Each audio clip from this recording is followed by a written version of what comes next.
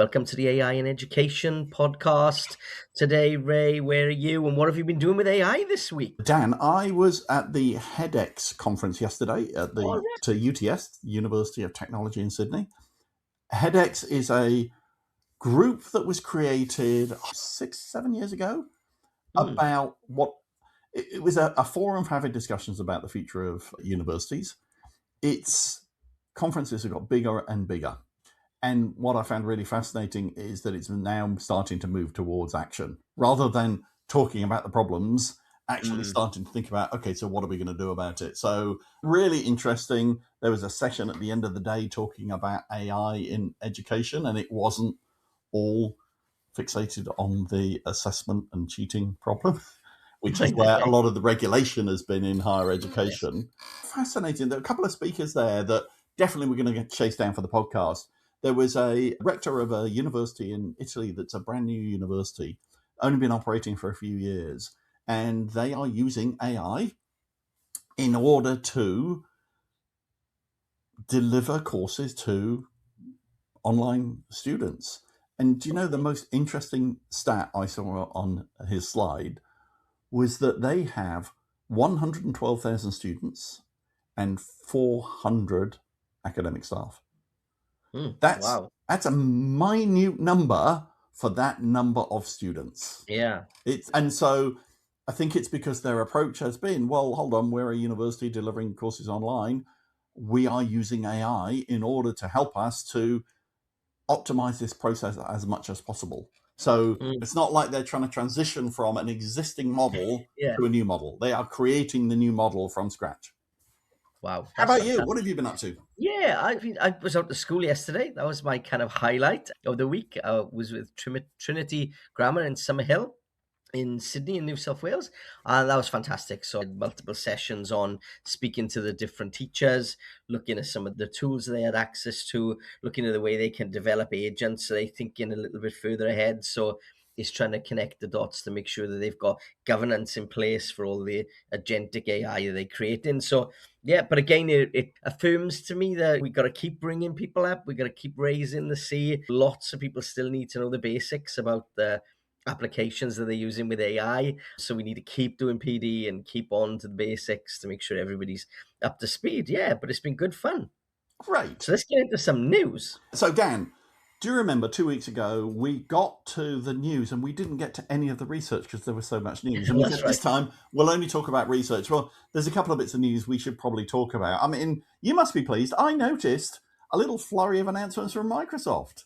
Oh, Like that's right. I know. Yeah. Copilot Cowork, which is a kind of a little bit like Claude Coworker, and it's based on the Yeah. same technology, that got released. Yes, And I and know. Yeah. I've I've been been using that for quite a bit. I've been playing with it as a prototype. I'm sure you have as well. Mhm. But to go from beta to release pretty quickly, really interesting thing. It's quite geeky, so I think it's maybe of interest to some people on the podcast. But the bit that I noticed is in order to be able to use it, so co-work is where you ask it to go and do a task for you. You don't just ask it a question and get an answer, but you're asking it to go off and do a task, prepare for a meeting, do some data analysis or whatever. What I found fascinating is that to use it, you've got to have Copilot paid license, and then you've got to pay for every single thing that Cowork does for you. So it's a bit like writing a blank check. If I'm really bad with my queries, I'm going to end up with Yeah. a massive credit card bill for Cowork going off and doing something. And I don't think, in a way, that's a problem because you're asking it to do tasks that might take people a long time. You might be employing people or paying an agency to do something that now Cowork can do for you, but Mm. it's a different way of thinking about the cost of AI. Yeah, and just an example for people who are not sure what we're talking about here, might not have used Claude Cowork. An example that I use and I've used myself, I asked it to go in and find every AI policy in every school in Australia and give it to me in a table and list it out. So that activity is a pain, Yep. it's problematic, and you want it to go off and do that. So it's something that's like a difficult but kind of straightforward activity to do, to go off and build that or throw a few documents at it and create a PowerPoint based on that and aggregate it and you leave it to it. That's some examples. The other one that was announced as well was Copilot Notebooks. Just very quickly on that one. So Notebooks have previously been as part of the full M365 Copilot tool, Yep. where it's like Notebook LM Yep. basically. You can create podcast things.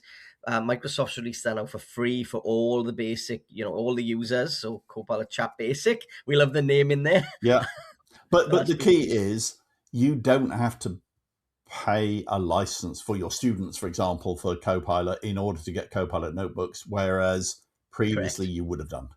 That's exactly right. And Yep. just a quick summary on that one. Like I did this just to work out how to use it myself. I created a Copilot notebook.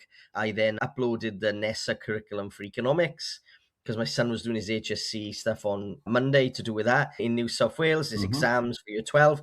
And then it gives you like a study guide. So it gives you interactive activities. It creates all of these things. And then you can do like infographics with it and all that kind of stuff. So really, really interesting tool. And if you've got students who've got Copilot in your school, then they get that for free now. So Okay, good so I think tech. the message I might take out of this is if you are not yet a Notebook LM user, and we've talked about it a heap on the podcast because of Mm, its capabilities, if you're a Microsoft school, don't bother, just go start playing with Copilot notebooks because that's the thing that's going to help you yeah, to be able to create learning. I guess, would I call self-learning resources? I'm not going to use it to create learning yeah, that's resources right. for a class, but I'm going to use it to help me to learn. Yeah, but Yeah. what you could do, one thing you could do if you're a teacher and you are accessing it and you've got the full M365 license, the bit that isn't in there, which is in Notebook LM, is the podcast Yep. thing that teachers always ask about. Yep. And it's got multiple different voices you can use and things because people always ask about that as well. Yep. But you could download that into OneDrive, create that podcast and share on Canvas or whatever to your students. So, Right. yeah, really good tool. As soon as it goes, you can do this by loading it into this and loading it into this. You've lost Yeah, it. It's yeah, like, I know. where's the button that does it for me? I'm so lazy, Dan. Okay, a couple of other bits of news. So Andy Masley is on Twitter. He's also on LinkedIn, but he's better on Twitter because he does Sorry, Andy. a lot of discussion there about carbon footprint, energy uses, water, the resistance to data centers. He brings data to what is becoming an emotional discussion. So he does a lot of work around that environmental impacts of AI in data centers, including land use, because that's becoming a new thing. Is like we don't want our farms turned into data centers. And he has put together a really useful set of data from a whole bunch of different resources to create something called an AI prompt footprint. And so that basically lets you go in and say how you're using AI, and then it compares your energy, water footprint to other day things. So here's an example. I went into it and I said, well, I do 15 chat GPT prompts. Oh, and I do 8 Claude prompts, and I'm going to do 4 Gemini chats today. Like, that's a typical use for me. And so it worked out that those 27 prompts a day would cost 21 grams of CO2 and consume 188 milliliters of water. So there's been this number going around, which is you use a bottle of water every time you do a query. You do not. But it was the interesting bit was the comparisons. So if I did that level of prompting every day for a year, it's the same as driving a car 19 miles once. It's for whole of my AI usage for a year.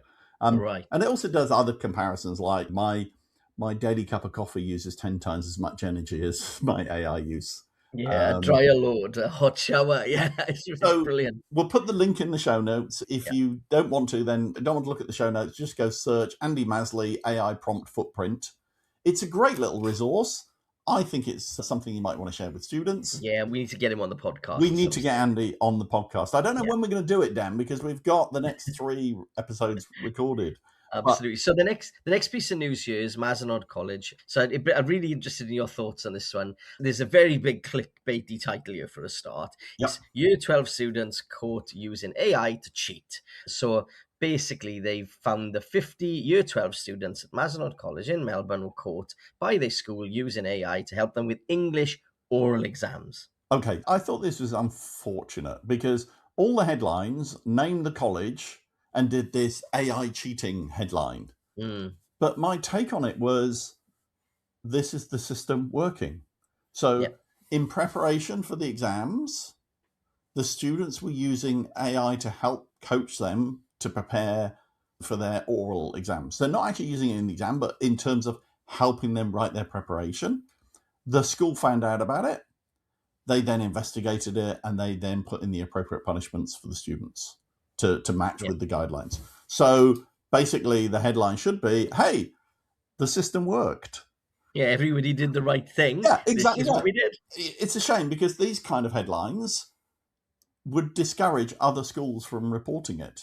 But actually, Mm, we need that assurance in assessment that all the players in the assessment system are doing the right things and monitoring and tagging things in the right way. In the same way that you used to have, or you still have, teachers walking around the exam hall making sure you're not cheating. mm. Now, with assessments being more complex and different styles, it's great to know that the system works and we're still detecting things and making sure that Exactly. students aren't cheating.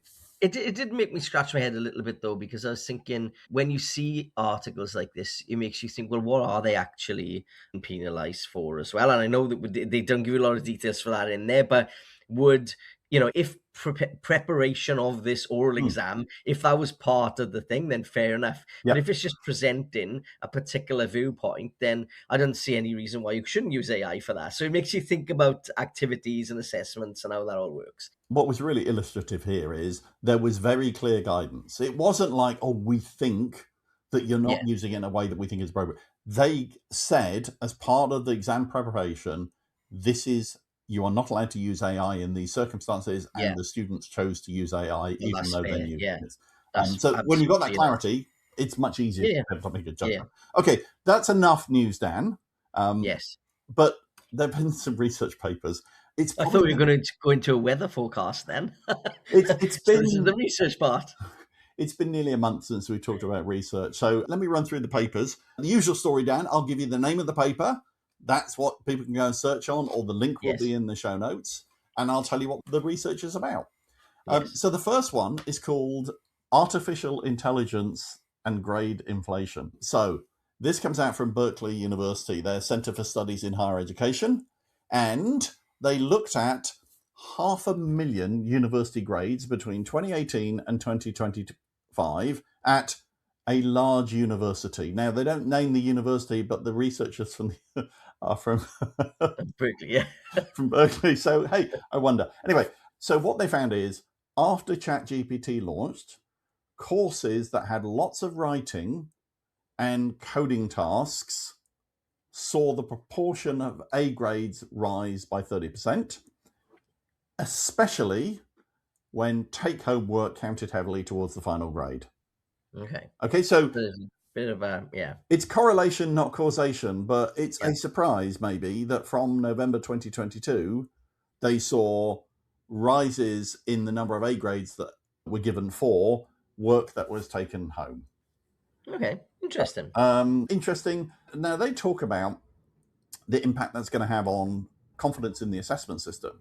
If grades become Yeah, less reliable, what does that mean employers think about grades and transcripts?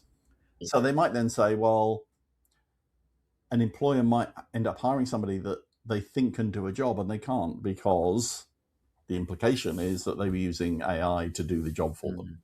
Yeah, and then obviously the classification, if it's aggregated, the classification of a degree, then it goes into that mix as well. So there's a long tail to this, yeah. Yeah. Now, related to that, I also saw something about failing grades. Now, this also came out from Berkeley. And Well, this was from the Daily Cow, which is a newsletter about UC Berkeley.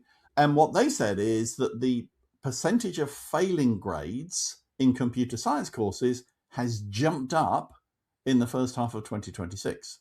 oh, Okay, now, so this is what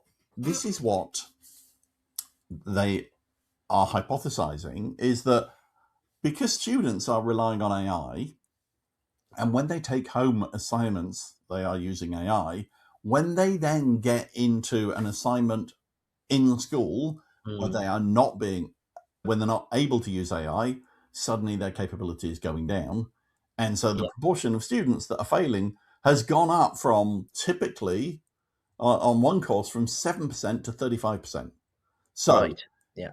the work is great all the time that you can rely on AI, but the minute that AI is taken away from you under exam conditions, suddenly your failure rate goes rocketing up. Yeah, So yeah. that's interesting. And so Mm. those things can both be true, even though they seem to be different Pointing stories. in a different direction. The next piece of research you're going to use is called Building AI Companions that Prioritize Learning over Performance. Okay, That's the one. so some names you'd know, like Jason Lodge from the Oh, UK that we've brilliant. had on the podcast, Dragon Jack Gasovich, Simon Buckingham Shum. So a bunch of Australian researchers. And this was a collaboration between universities in Australia, New Zealand, and China. And it also had somebody on as a researcher from Khan Academy as one of the Right. researchers. And basically what they're saying is ChatGPT and all the kind of vanilla AI tools like ChatGPT or Claude or whatever are great at helping students do things quickly, but they can weaken students' long-term learning because the students rely on it as a crutch. Yeah, yeah. Um, Which we've seen before in some of the research, yeah. yeah, and so what they've basically said is, well, what students need is an AI learning companion that helps students think, reflect, build understanding, rather than Yeah. just giving them the answers. Now, we've talked about this We've a seen that number of before, yeah. times. There Mm. must be 20 papers out there at least saying this. And so it's another one to add to the pile that says, actually, if we don't take some action about this, the risk is that students can switch their brain off using AI rather than engage AI to help them to learn better. Yes, so Socratic tutors are better in Yeah. the learning process. Yeah. And look, everybody's saying this. What are we going to do about it is my question. The Mm. edtech industry, individual education systems, EdChat, EduChat, CeChat, they're all designed around this idea. But how do we get into that mode where students see Well, those as the tool you to use? you're right, and I think for listeners who are not aware of everything across the spectrum here, most of these chatbots tend to lean towards this anyway. So Microsoft's got a study and learn thing. Google have got their version, which is a Socratic tutor. They did it. They came up with that first, didn't they? They had the student facing chatbot. You got New South Wales EduChat, like you said, and I suppose when we're thinking about it, it's also, are we implementing AI for students yet? Maybe there's still that caution out there. I don't think anybody's done the research really and seen, well, which students are using this? What are the numbers we're talking about at the minute? Is it a small proportion? Is it a big proportion? I don't know. There was another paper called Effective Personalized AI Tutors via LLM Guided Reinforcement Learning. I won't tell you much Well, detail about it, but it was done in Taiwan. But it's exactly the same. It kind of says, actually, yeah. if we give students a AI tutor, we are seeing improvements in learning and learning happening faster than if we just give them an vanilla AI tool. Mm, yeah. Um, And then when I was looking through the research here, taking it slightly aside here, hmm, we are seeing a lot of context aware now agents inside chatbots. So I mhm, know like Harvey AI is mhm. kind of big in the legal profession at the minute because people are wanting their own specific versions of tools. I know that sits inside Copilot now as well. So there's all of these connections that join together. And we've had a couple of bits of research about law, right, Mhm. recently, and talking about legal documents and how people feel about it. And you picked this article out, and the title was Law Professors Prefer AI Over Peer Answers. Right. So what they did was that they got some questions that were being asked by students. This is about contract law, one of the most exciting areas of law, Dan.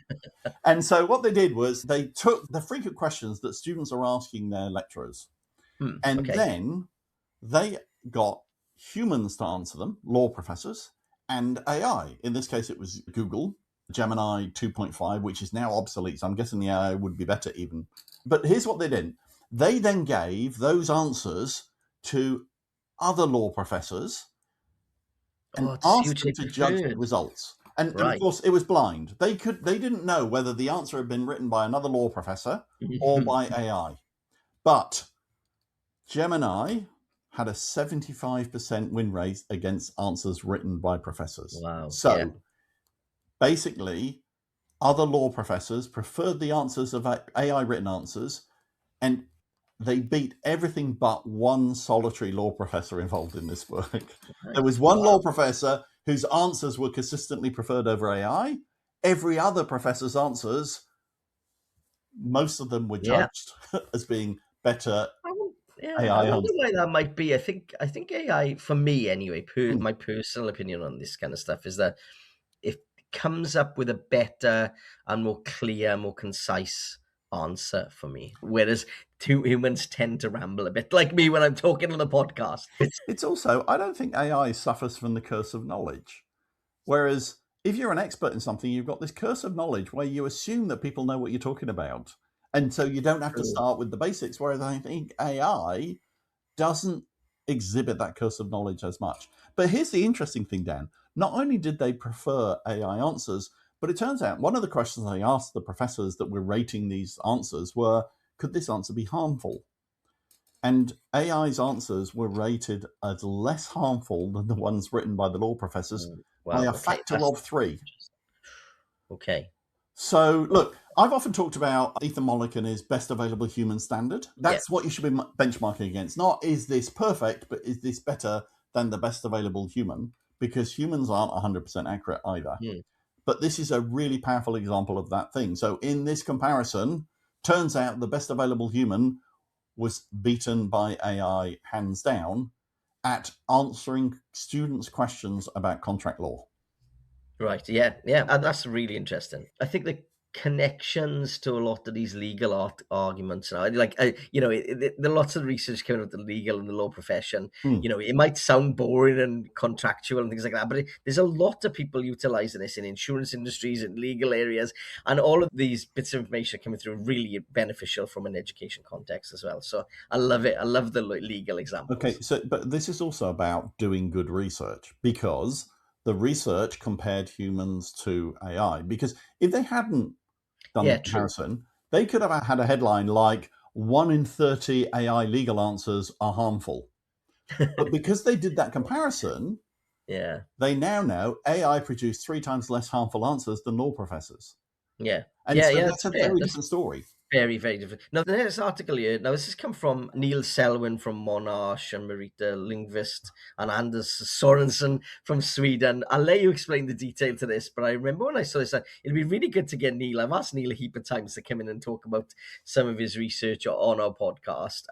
This paper is called Fixing Teachers' Problems, Exploring Teachers' Repair and Maintenance Work Around Gen AI. So can you explain that in a little bit more detail? Yeah, so basically what they were doing was an experiment involving 28 Swedish teachers about using AI to generate things like lesson plans, classroom activities, presentations, feedback, things Yeah. like that. Which they are calling repair and maintenance activities, No, the repair and maintenance activity right? was what did you have to do to the answer you got from AI to make it To fix it. usable? Right, So got I you. think I've talked about this before. I kind of think about AI as getting me 80% of the way there, and then I do work on it. Correct. Yeah.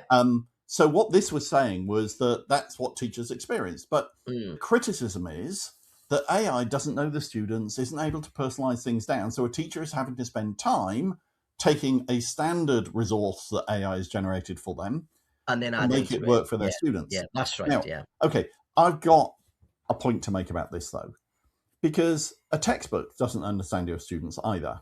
And so if you're a teacher, you're taking something from a textbook or a curriculum resource, you are having to customize it.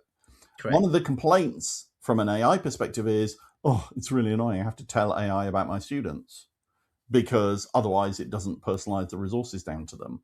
Well, if we were to You have compare to this do to that other anyway. ways of creating resources, Mm. it's still valid that AI might get you some of the way there, or perhaps further of the way there if you give it some more context about your students. Yeah, that's very true. And Yeah. so the data that came out of it was similar to the stuff we saw with the Shiksha Copilot research earlier in the year, where Mm. they said that AI generated lesson plans saved time, but many of them still needed changes. So Yeah. 85% were rated as very good by students, and only 13% were needs improvement. But it was a bit like a textbook outwork. It didn't Mm. really understand the students. And so I think this is the same in this paper, Mm. and that one of the teachers talked about, they described this kind of gap as things I didn't even know that I know. unconscious competence about teaching your class, Yeah. where you don't even know it, but you know it's wrong when you see something. Yeah. And so Here's the thing. Are we judging what AI produces by the standard of a textbook, which has no context on the students? Or should we be asking a different question, which is how does it help teachers to move along the journey, even if the output isn't the perfect output? Does it help save you time in the process? Could you get a better improved output by spending a bit of time telling the AI system context around your students? Like what level Yeah. are they at? What's their language ability? All of those things. That's absolute massive, Lens, because you're spot on with that. I remember when I was doing lesson plans myself, and you always had to do that extra bit of workload. It doesn't happen for you. That's the nature of differentiation, and that's the hard bit about it, I suppose. And it would be a hell of a lot quicker using AI for some of that kind of Yeah, stuff. and the other thing is the paper went into talking about the relationship-based things that teachers do. That bit that involves the relationship with the student. And I suppose one reading of this is AI cannot replace teachers because the AI doesn't have the context on the students. I agree. AI should not replace teachers. The Yeah, role of the teacher might change, but AI shouldn't be replacing them. And probably the second thing out of the research is AI should only be a drafting. It's not an autonomous teaching system. It should be something that drafts resources that very then good. Yeah, a very human good makes point. human judgment Yeah, on top of.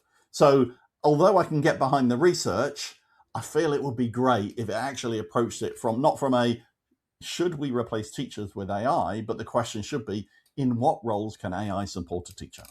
yeah, yeah. On the positive side too, but it is important to look at all these research, and we try not to be biased to things when we're talking about any of the news and research on the podcast. I think we obviously kind of pro AI here, but we do try to bring that lens in, right? And it is important to bring research in fairly and across different contexts here. So really good. The next one is dramaturgies of deception, AI humanizers, and the performance of legitimacy in higher education assessment from our friends Jasper Rowe and Leon Furs and friends. Dan, Wow.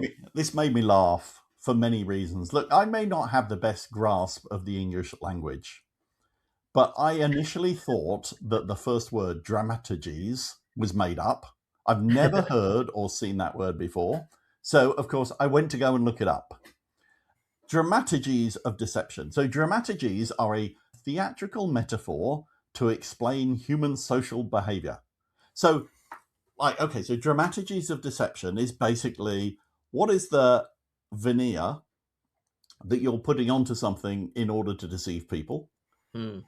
And it's about AI humanizers and the performance of legitimacy in higher education assessment. Okay, so what they did, Go I'll on, explain what they did. hit me with the answers. Okay, they went and looked at 55 websites that offer AI humanizer services. So students will know what an AI humanizer is. It allows you to Yes. take your AI written stuff and get it through an AI detector Yeah.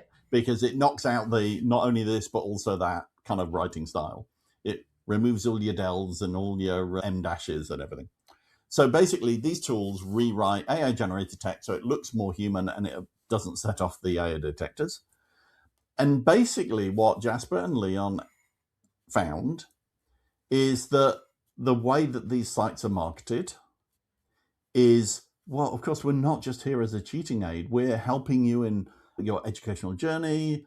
AI detectors are so unfair that we're helping you skip past those. It's not that you're Hmm. cheating.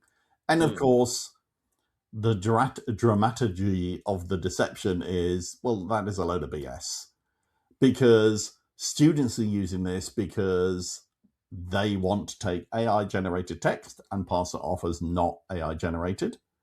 Okay. Institutions are using the surveillance tools and everything. So basically, it's a business model.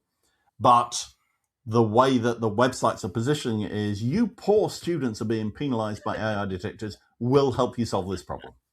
Yeah, absolutely. Now, there's another piece of research connected to AI detectors here, isn't it?